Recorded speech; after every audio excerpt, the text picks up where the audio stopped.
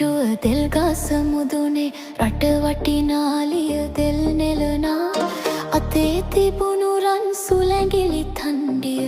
අත්තෙන් අත්තට මාරු වෙනා අත්තෙන් අත්තට මාරු වෙනා කන්නේ තිබුණ රන් පුස්කොළ තෝඩුව ගුවන්තලේ උඩ නද කරනා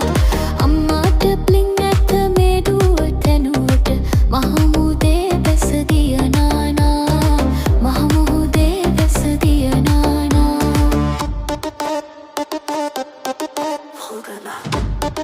نمكن ناخد معدلين